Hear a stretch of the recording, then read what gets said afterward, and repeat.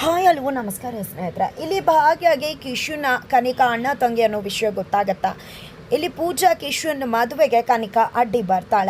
ಏನಾಗತ್ತೆ ಏನಾಯಿತು ಅಂತದ್ದು ತಿಳ್ಕೊಬೇಕು ಅಂದರೆ ಈ ಒಂದು ವಿಡಿಯೋವನ್ನು ಪೂರ್ತಿಯಾಗಿ ನೋಡಬೇಕಾಗತ್ತಾ. ಇಲ್ಲಿ ಕಿಶುನ ಪೂಜೆ ಇದೆ ದೇವಸ್ಥಾನದಲ್ಲಿ. ಆ ಒಂದು ಪೂಜೆಗೆ ಭಾಗ್ಯಗೆ ಅಡುಗೆ ಮಾಡೋಕ್ಕೆ ಕೊಟ್ಟಿದ್ದಾರೆ. ಹಾಗಾಗಿ ಭಾಗ್ಯ ಪೂಜೆ ಕುಸುಮ ಅವರು ಅಲ್ಲಿ ಬಂದಿದ್ದಾರೆ. ಆದರೆ ಅದು ಕನ್ಯಕಾ ಮನೆ ಪೂಜೆ ಆಗಿದೆ. ಬಿಕಾಸ್ ಕಿಶುನ್ ಬೇರೆ ಯಾರೂ ಅಲ್ಲ, ಕನಿಕಾ ಅಣ್ಣ ಆಗಿದ್ದಾರೆ. ಆದರೆ ಭಾಗ್ಯಗೆ ಫ್ಯಾಮಿಲಿಗೆ ಇದು ಯಾವ ಸತ್ಯ ಕೂಡ ಗೊತ್ತಿಲ್ಲ. ಅಲ್ಲಿ ಕನಿಕಾ ಮತ್ತು ಅವರ ಅಕ್ಕ ದೇವಸ್ಥಾನಕ್ಕೆ ಬಂದಿದ್ದಾರೆ. ಅಪ್ಪನ ಹೆಸರಲ್ಲಿ ಪೂಜೆಯನ್ನು ಮಾಡಿಸ್ತಿದ್ದಾರೆ.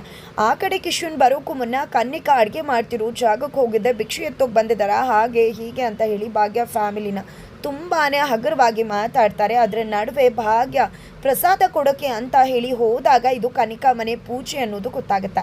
ಹಾಗಾಗಿ ಅವರ ಅಕ್ಕನ ಜೊತೆ ಮಾತಾಡಿ ಮತ್ತೆ ವಾಪಸ್ ಅಡುಗೆ ಮಾಡ್ತಿರೋ ಜಾಗಕ್ಕೆ ಭಾಗ್ಯ ಬಂದಾಗ ಇಲ್ಲಿ ಕನಿಕಾ ಪೂಜಾ ಜೊತೆ ಜಗಳ ಆಡ್ತಿರ್ತಾರೆ.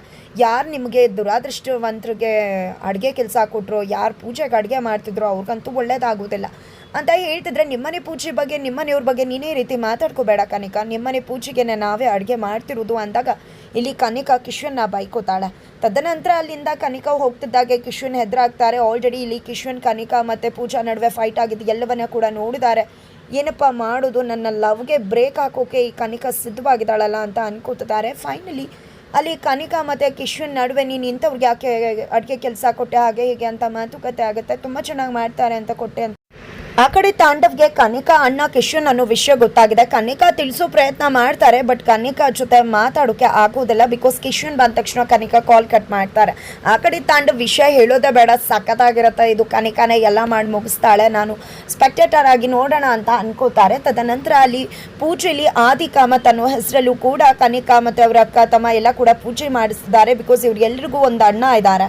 ಹಾಗಿದ್ರೆ ಈ ಒಂದು ಪೂಜೆಗೆ ಅವರ ಅಣ್ಣ ಆದಿಕಾಮತ್ ಎಂಟ್ರಿ ಕೊಡ್ತಾರೆ ಅವರ ತಂದೆ ಜೊತೆ. ಹಾಗಿದ್ರೆ ಪೂಜೆಗೆ ಕಾಮತ್ ಅವರು ಕೂಡ ಬರ್ತಾರೆ.